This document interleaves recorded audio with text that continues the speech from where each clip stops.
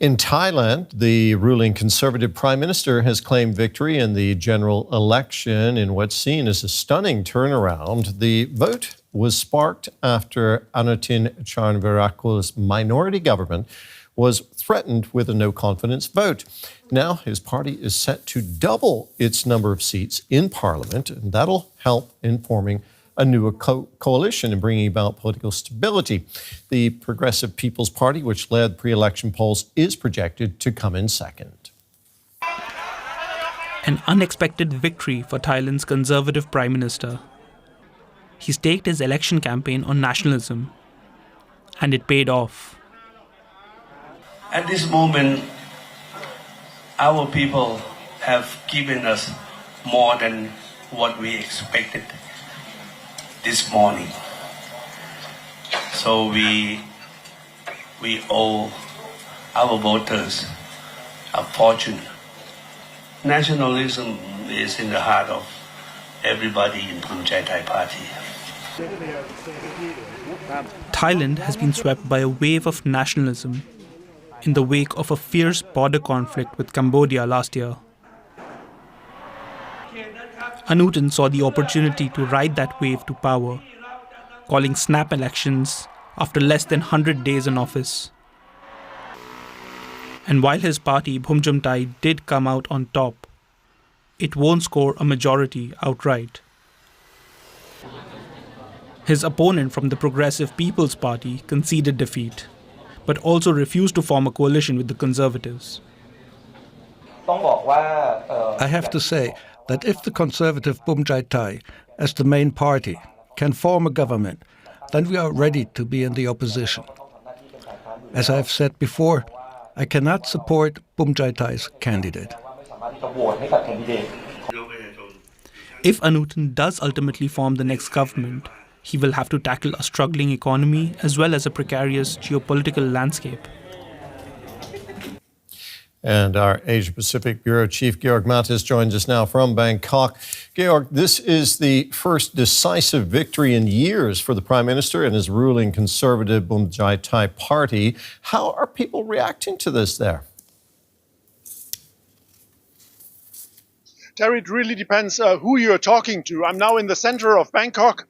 Bangkok was taken in this election in an orange wave. It's all of the constituencies went into the hands of the People's Party, the Progressive Democratic Party that came up second in this race and is not getting into the seat of power as things are currently looking. And so obviously voters here this morning, people I talked to are rather disappointed. If you look more into the northeast of Thailand, for instance, where the Bhumjumtai Party with Anutin Charnvirakul was campaigning very strongly, where you have that conflict with Cambodia going, people are overjoyed to see a government of their taste, a conservative government, a nationalist government, and what they say will be a strong government for Thailand. What were some of the promises that Prime Minister Anutin has made that garnered so many votes, Georg? Well, I talked to the foreign minister of Thailand, who is from that party, and he said to me a key thing for them is the economy and also the fact that they have the people, they have the personnel.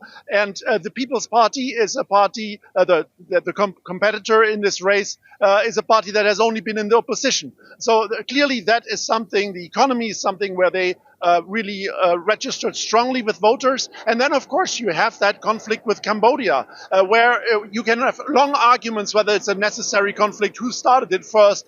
Reality is that hundreds of thousands of people had to be evacuated from the border because of Cambodian shelling. And so these people have voted in favor of a nationalist party that has promised them security. Well, Thailand has overwhelmingly voted in favor of a referendum calling for a new constitution. What changes do people want to see?